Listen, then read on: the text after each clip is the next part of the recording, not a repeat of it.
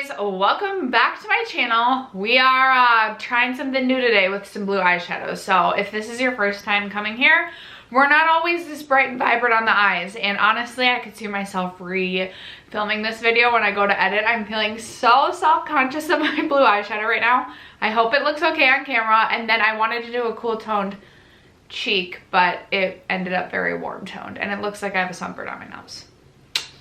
So now that we have that all out of the way, I am so excited for today's video because it is going to be the finale to the Roulette Pan collab. I believe this was the 8th round of this project. If you guys are new to this project, this was created by Rebecca and Lexy. I will have both of them linked down below, as well as a spreadsheet of everyone else who's currently participating. This has become such a huge project. There are so many people participating in this project. If you are just interested in binge watching some project panning, I would just recommend searching the hashtag Roulette Pan collab, and you'll have hours worth of content, hours, days, weeks probably, of project panning content to binge watch. I'm so distracted by my blue eyes. I also have to take my daughter to school in 20 minutes, so I like really want to get this video filmed so I can wash my eyes, because I'm not planning to drop her off like this. I just didn't want the other moms to get jealous of my eyeshadow, you know. Kidding.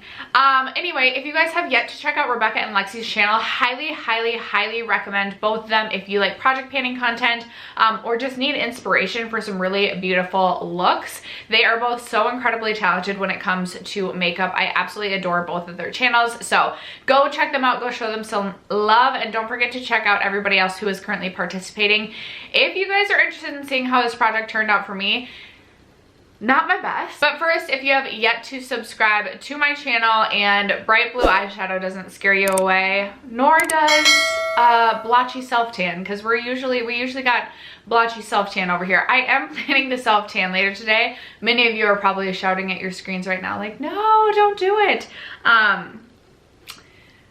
I mean, my foundation doesn't even match my neck when I'm not self-tan, so why the heck would I just not have some fun with some self-tan?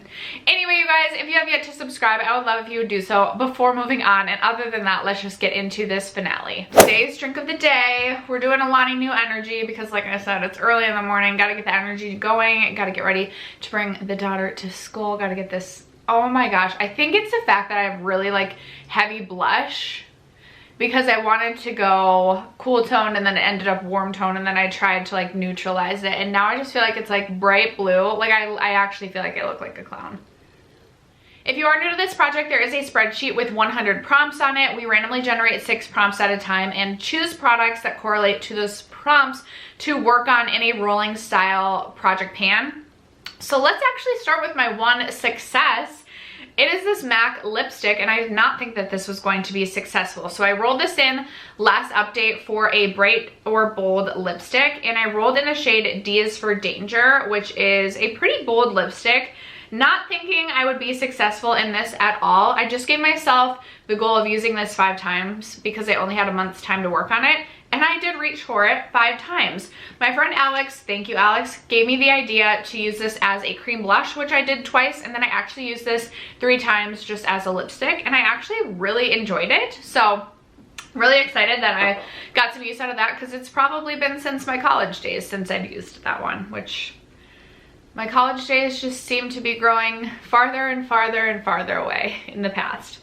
The next prompt was packaging. I think packaging that inspires you, which this doesn't necessarily inspire me, but I freaking adore this packaging. This is the Natasha Denona Love Glow Cheek Palette. I believe I gave myself the goal of using this 20 or 25 times in any capacity throughout this project. In my cleaning, getting my life together for 2021, threw away my tally sheet for some of these projects for the end of 2020. Whoopsies, but I know I did not reach my goal on this. I think I was at about 12 uses, and I only reached for this 1 time since the last update.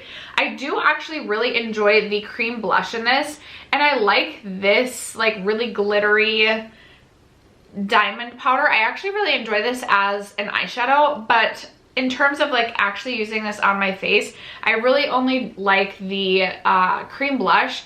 The highlighter is not my favorite. I don't know, it's not that intense. I was expecting it to be a little bit more intense, and it's definitely too deep for me right now. I can get away with this maybe in the summertime, definitely as a body highlight. I'll have to try and use this as a body highlight in the summer, but not my favorite. And then this one is just a little bit chunky, but this Super Glow, I think I'm going to get some good use out of, well, we'll see, potentially in the summer as well, but it's just so glittery. I'm not mad that I have this.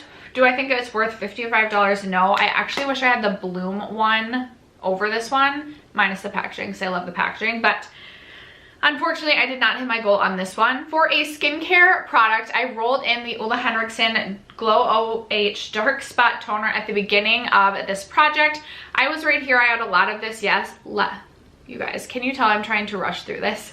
I had a lot of this left, and this is really intense. And I don't think of myself as someone with truly like sensitive skin, but this really bothered my skin. It could be because I do have drier skin, so it would just make my skin really red and not really irritated, but it would make it kind of burn even like after like 10 minutes. And then I would have to go in with a very, very moisturizing moisturizer just to kind of cool my skin, and I just did not feel like that was a good situation for my skin. So I've actually been using this on my neck to exfoliate my neck, as well as like on my hands.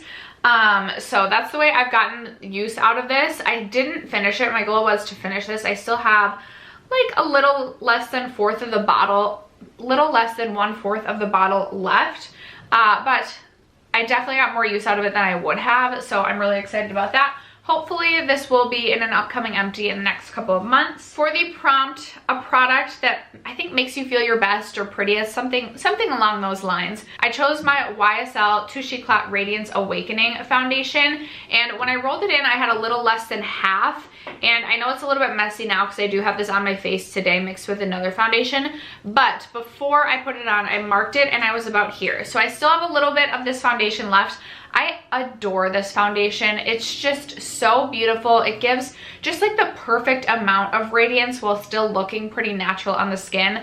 I always opt for this foundation if we're traveling, if we're going on dates, which we don't do, or like if we're going out to dinner, which we also don't do anymore. So this became my work foundation, or just my everyday foundation. I absolutely will repurchase this. I am currently on a foundation no buy until I get through 3 more foundations, but this is something that will re-enter my collection when I finish it.